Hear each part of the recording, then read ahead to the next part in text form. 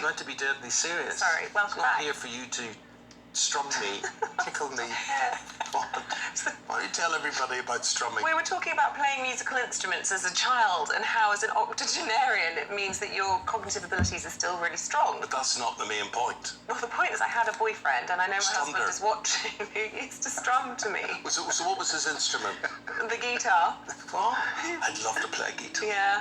Johnny You could Cash. do some strumming. I fell into a burning ring of I do fire. love Johnny Cash. Have you seen that film? Oh, of course. Yeah, Everything. Walk the Line. I've actually seen him Have in you? concert in Belfast. Wow. Yeah. Was this before or after his sort of, you know... Death? No. Alcoholism. Oh, it would have been right during it. Right, It was right. 1979. Right. Grosvenor Hall in Belfast. There you Did were. he manage to complete the The concert? Man in Black. He did. He was there with his wife. Oh, right. So, as in June? June Carter. So, June God, Carter that was Cash. after his Yeah. alcoholic phase. She got him on the straight and narrow, if the film is to be believed. Yeah, Anyway, well, we digress. It was very good. Because here are... Because we were avoiding the boring bit. We have two political editors in today, but they're not boring. They're not boring. They're not boring. They are the political editors of the Daily Express. That is Sam Lister. Good to see you, Sam. And joining her, another political giant, the political editor from the Sunday People and the Sunday Mirror, Mr. Nigel Nelson. Very good to see you. Sam, let's start with the page 4, actually, of the Telegraph, talking energy bills. And this is a poll that's been done, I think, by Savanta Comres about how people plan to cope this winter if no help is provided. That's a big caveat. Yeah. 1 in 4 people talking about not heating their homes. Not heating their homes at all, and obviously, particularly if you are vulnerable, older people, obviously we know that the whole reason the winter fuel allowance was invented was because so many older people weren't putting the heating on, and obviously it's very detrimental to your health.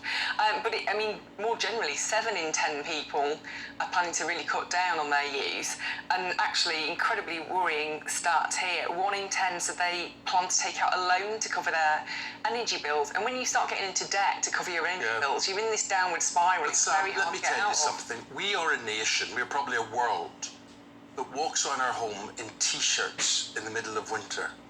Now that isn't right.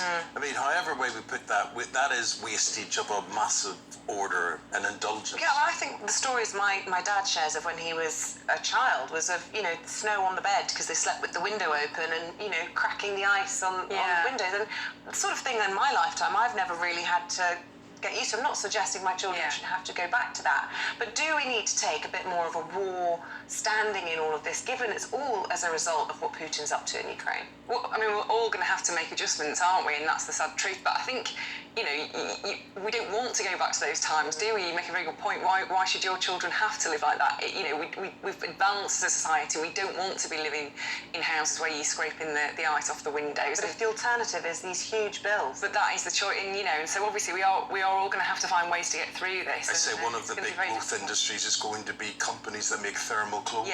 I would say that's going to be very popular, like Isabel's onesie. Yeah, I do love my onesie. Yeah, it's a Scandinavian brand, and it's too hot to wear in my new build house, but I'm storing it for when I move house one day. Nigel, let's talk about VAT. Is this the answer? Is this what? Is this the answer to cutting VAT by 5%? No, probably not. You already mentioned that Liz Truss is thinking about cutting VAT by 5%, and the Sun has got a bit better and suggests you might do it, cut it by 10%. So wait a minute, it stands at what at the moment? 20. 20, and so she'll bring it down to 15, or the Sun are advocating maybe 10. Maybe 10, and their estimate for that would be it would cost £60 billion. I mean, nowadays these figures are just absolutely, ever since the pandemic, just completely monstrous. The problem with doing that is that it is not targeted, it goes to everybody. So if you've got some extra money, you might go out and spend it, that fuels inflation. And the whole point about dealing with the energy crisis, it's actually got to be targeted at people. So if she doesn't do that, I mean, she is talking about. Why do you think she's so resistant to that? I think that she started the leadership campaign based on tax cuts, and that is the most popular thing with Tory members. That a lot of them won't be actually hugely affected by the rising prices. They really like this sort of Thatcherite idea about cutting taxes. So she's stuck to that. She's trying to find different ways around to add a bit more to it. What they don't like about Thatcher policy, and what they do like, front page of the Times, half of Tory voters want energy companies to be nationalised. That is an interesting change, because normally Tories don't want nationalisation. But yeah, I mean, I think that nationalisation would be the way forward. Obviously, we can't do it immediately, and it won't solve the present crisis. Let's talk about China, Sam. Truss is to declare China an official threat. I mean, obviously she's spoken a lot about China and has, sort of blacklisted them before, but what will that actually change if they're declared as an official threat? Well, this is the point. It's about going back to the strategic review, which looked at our relationship with China, Russia, and all this kind of.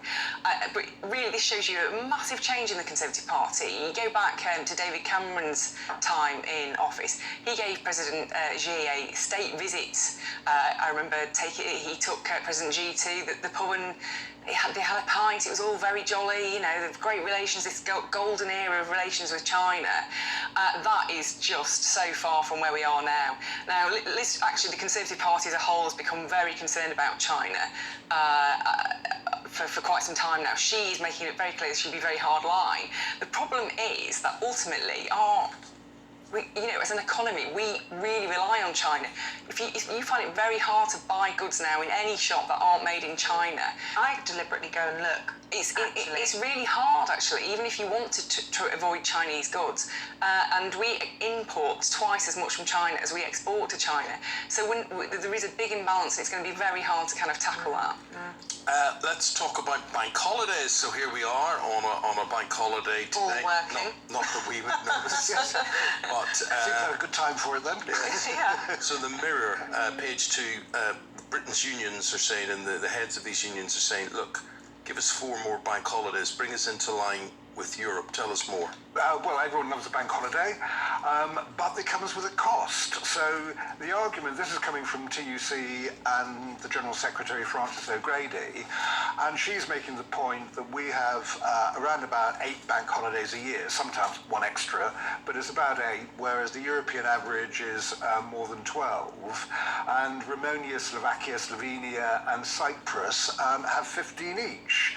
So she says we must actually up this and get a bit more. What are their economies like? But well, that's a good point, because there is an economic cost to this. But when we had the 4-day Jubilee bank holiday, great though it was, that suddenly obviously production went down, and then part of the reason for low growth figures was because of the Jubilee bank holiday. So the estimate is somewhere in the region of 2.3 billion a day. So costs. That's what it costs in lost productivity. Not going to happen, is On the plus side, of course, we all actually go out and spend money, yes, so the leisure industry benefits. I think the unfair thing about bank holidays is not everybody gets them. There's a difference between... We're working. Yeah, exactly. Case in point. But yeah, there's a difference between a public holiday, which I think more or less everybody gets them, and a bank holiday, which, how many of your friends do you go out and you say, are you working on Monday? No, I'm not working. I am working.